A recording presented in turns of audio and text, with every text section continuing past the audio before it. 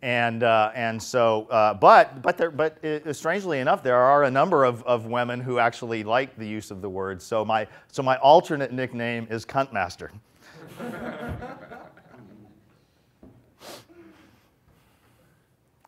I'll take either one, actually. All right, so where are we here? All right, so you know let me actually stick with that for just a second. The whole thing about antagonism, you know, and the whole C word thing and everything.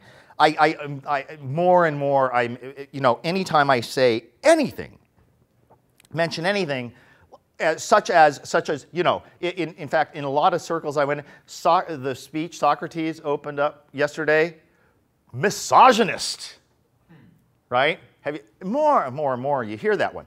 It's not there's actually very few misogynists in society. Otherwise, we wouldn't be here. You know, what there is antagonism between males and females, just the way everybody likes it. Who? The authorities.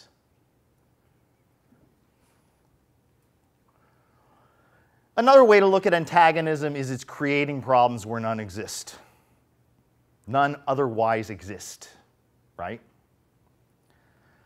And so these politicians, these leaders, these various institutional leaders, a lot of the nonprofits, the ivory tower, intellectuals, and so on, they're always doing stuff to antagonize different groups. And this is why it's so important that we have more and more different kinds of groups, because more and more different kinds of groups equals more and more different ways to pit groups against groups and have antagonists. So it's very different from the chemist and the mathematician and the computer scientists who get together and build an airplane, you know, who are dealing with reality. What are they doing?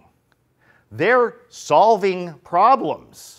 What are the antagonists doing? They're creating problems where none otherwise exist and then pretending to solve them.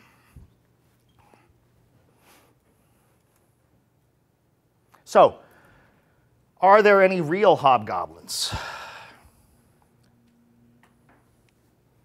Yeah, sure. Sure. So, I mean, Mencken isn't to be taken literally. It's only in the context of those institutions, right? There's real societal hobgoblins: financial crises, unemployment, inflation, real estate bubbles, business cycles. It goes on, right? But who's responsible for them? We all know, if you've been listening to me, you know who's responsible for these. But who do they actually blame? Those guys.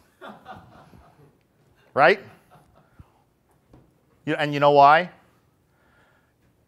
It's the corporations, it's the bank, it's greed. It's greed, and you're greedy too, incidentally, right? It's unbridled individualism.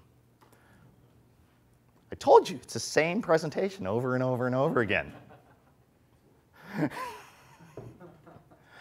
It's inadequate regulation. It's never state force and violence. Never. No, it's not them. Democide.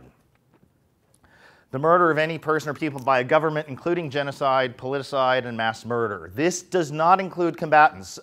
Check this out, death by government on the internet. It's very interesting. Professor R.J. Ramel, University of Hawaii.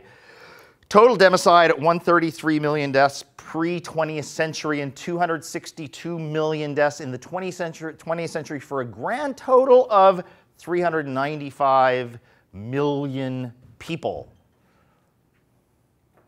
It doesn't include combatants. So this is where a government intentionally kills its citizens. Not talking about when they go to war and combatants kill combatants. That's a different figure.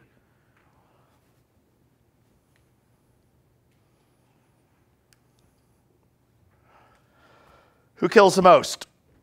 Totalitarian regimes, unquestionably authoritarian regimes, number 2, but democracies kill plenty. It's the lesser of 3 evils.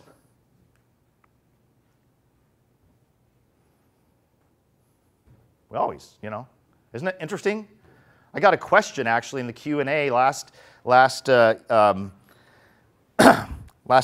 year about what's wrong with voting for the lesser of 2 evils.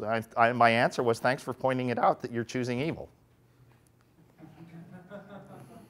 All right, running out of time, so we're going to move quick. So now I wanted, you know, socialism, social, da-da-da-da-da. So now we're going to kind of contrast the same sort of thing that we did with epistemology now in the social realm, right?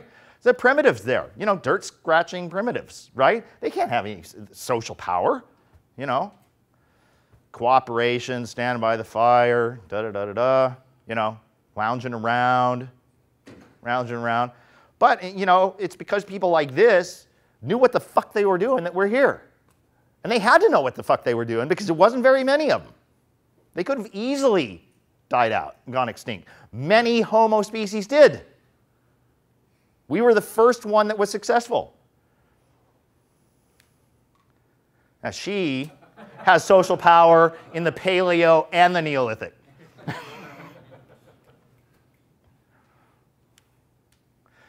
We evolved to account for the actions and values, pay attention here, of 30 to 60 other individuals, with each individual having a real and true potential to influence the direction of the tribe, of the group of soul. In essence, you know, we evolved as little commies, you know, in little communes, right? The problem is, and there's nothing wrong with that. A family unit is somewhat like a commune. The problem is, it doesn't scale. But that's genuine social power right there. You have everybody you know what they like, you know what they hate. You know how to behave around them. And if you integrate all of that, you can actually influence what they do and what the whole group does. We're social animals. There's the contrast right there. It's hilarious to me. It's hilarious to me. People go in and they come out with this sticker on, you know, I voted! I got my 1 in 300 millionth say in my own affairs. I had a say in who's going to rule my life next.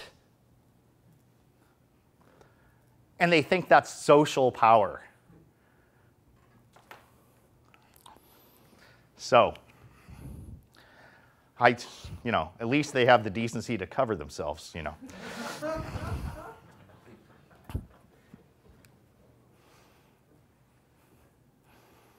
To have you look. That's the same sort of thing there. So at this point, people say, well, you know, what do you advocate? You know, it's like you can't say, well, you know what, I'm not for force, I'm not for initiating force, I'm not for domination, you know, just doesn't square. So what do you advocate? How should we organize society? What should we do to fit everybody in? And finally, I've come up with an answer.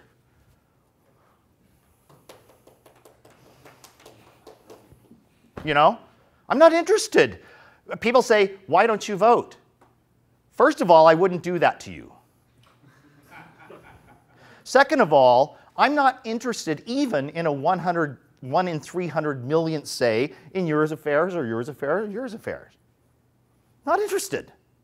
I have no interest in trying to dominate you or be an authority over you or tell you what to do. I'm not interested in finding out how I can be in the bigger mob. Right? What happens in anarchy? What happens? What happens in anarchy? What? Everything. Everything happens.